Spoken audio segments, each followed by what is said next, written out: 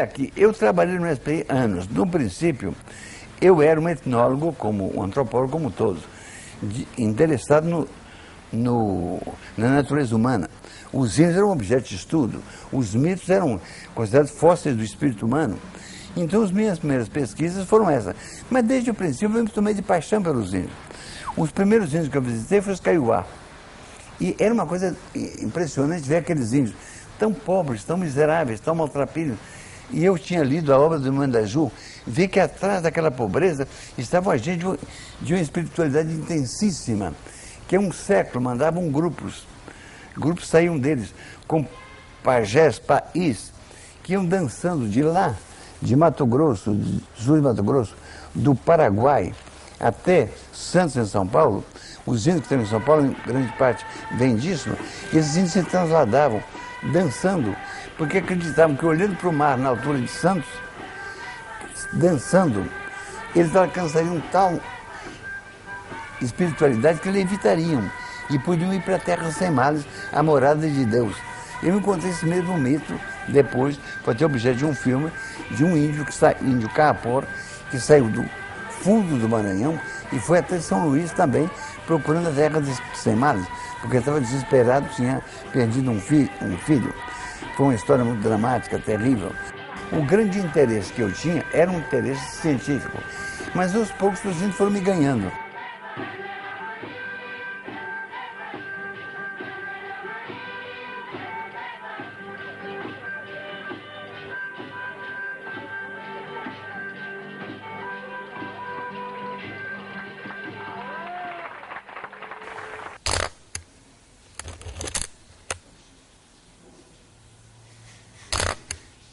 Nessa época, Malcher, José Maria da Grama Malcher, passou a ser diretor do SPI. Nós dois combinamos com o que se chama o Galvão, que era o melhor etnólogo brasileiro e o mais humano de nós todos, para dirigir, sermos os diretores do museu, e nós todos começamos a trabalhar intensamente para tentar melhorar a situação dos índios.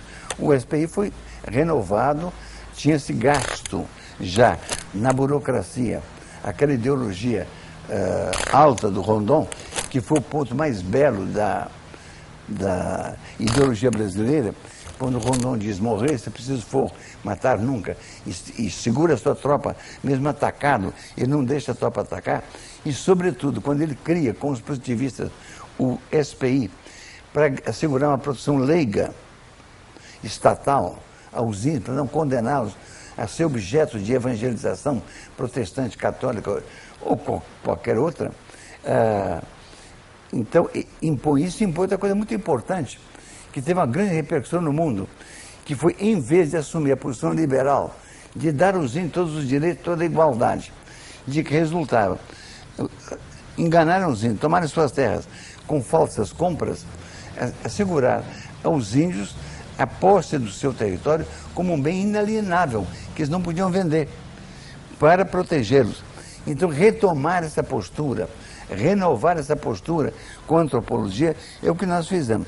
Numa certa altura, a burocracia voltou a dominar o serviço, a tensão foi muito grande, eu saí, Galvão também, e veio a ditadura.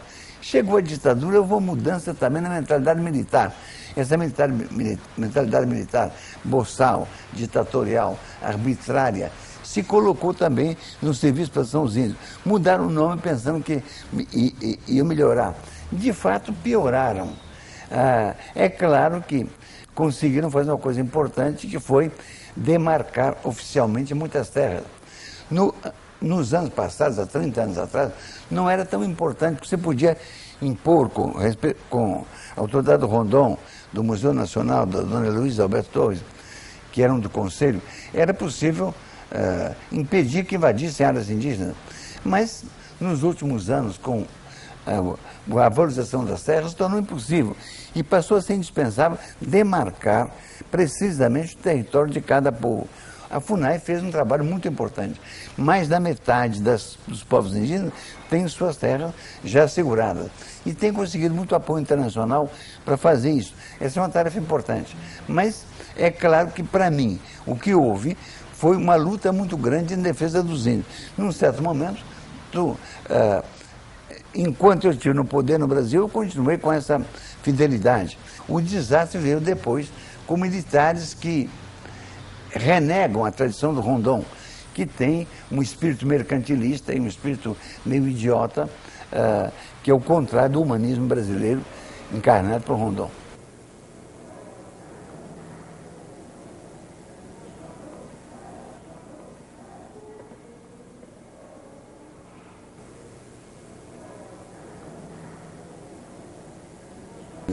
Quando eu fui receber o prêmio de doutorado honoris causa em Copenhague e conversei com a rainha, o tema com que o rei e a rainha tocaram foi a proteção dos índios. Estão preocupados com o Yanomami. A mesma coisa eu ouvi do Willy Brandt, a mesma coisa do Mitterrand. Ou seja, o mundo está preocupado. É claro que o mundo sabe, sem sentimento de culpa, que a expansão europeia foi um desastre, porque ela se expandiu, destruindo povos do mundo inteiro. O terceiro mundo, na sua miséria, é um produto do branco europeu que desalojou os povos do mundo, quebrou sua adaptação ecológica e criou esse mundo de pobreza. E liquidou as populações indígenas, mais de 10 mil eles exterminaram. Os índios que sobrevivem são heróicos, porque sobrevivem a 500 anos de guerra contra eles, de perseguição, por guerra de extermínio, por escravização, por catequese, por o diabo mais, por proteção mal feita também. Ou seja, os índios vêm sofrendo isso há 500 anos e resistem. Agora, é preciso informar. A desinformação, por exemplo, quando eu criei com o Orlando Vilas Boas o Parque Indígena do Xingu, que eu conversei com o Getúlio, eu consegui que o Getúlio reservasse aquela área enorme para os índios do Xingu, dizendo que eles estavam lá há milhares de anos e preservavam a floresta. Foi para preservar uma amostra grande da natureza brasileira original que o Getúlio criou o parque para que os netos dos netos e nossos netos pudessem ver a beleza que o Brasil era. Digamos, hoje a gente tem idiotas que acham que é muito dar terra para os Yanomami. Os do Xingu eram menos de 1000, os Yanomami são mais de 10 mil. O mundo está olhando para os Yanomami. E os Yanomami são, só no Brasil, 100 e tantas aldeiotazinhas. Se você fizer de cada aldeota um território indígena, a garimpeirada, a fazendeirada entrará lá no meio e liquidará com eles. O mundo olha isso com preocupação. Então isso tem que ser informado, e tem que ser informado com boa vontade. Hoje os índios são mais importantes para a defesa de si mesmos, as lideranças indígenas, do que a proteção indígena, o burocrata que está lá, ou do que o missionário que está lá. São eles que se defendem. E alguns grupos, como os grupos Caiapó, se defendem formidavelmente. Alguns grupos, como os Gaviões, puseram os funcionários para fora e alcançaram prosperidade explorando suas próprias terras. Então a gente tem que dar apoio a isso e o museu tem que noticiar isso, tem que mostrar isso, que é também o que a população quer ver. A opinião pública urbana é favorável. Quem é contra o índio é o canalha que está ali, o vizinho dele, que acha que é mais fácil aumentar sua fazenda à custa dos índios, ou que pode explorar o minério onde estão os índios, porque acha que a fronteira é mais fácil, porque não tentam invadir terras particulares, invadem, são áreas indígenas. E essa gente o que pode dar ao Brasil é mercúrio nas águas que mata os peixes e que mata as aves, é a destruição da floresta, optar por eles em relação aos índios, que podem, como o senhor Rondon, se preservar os índios Xingu, aquelas florestas por mais de 1000 anos, podem ainda preservar para os próximos 3000 anos. E essa é uma questão que o museu tem que tomar, a questão indígena, como uma questão importante. Os índios estão aumentando de número, nunca vão alcançar os 6 milhões que eram, mas chegaram num nível mais baixo, a perto de 100 mil. Estão se aproximando agora de 300 mil. E precisam de ter que se acabe de assegurar suas terras, metade já estão asseguradas, mas a FUNAI tem que completar o registro das terras e tem que continuar dando uma proteção. É uma proteção compensatória, como diz o norte-americano, que dão uma ajuda especial aos índios e aos negros, para compensá-los de tudo que foram espoliados, de tudo que sofreram. E isso é uma coisa importante também aqui, que o governo continue aos índios que eram donos disso tudo, dando uma proteção especial que é obrigação do Estado.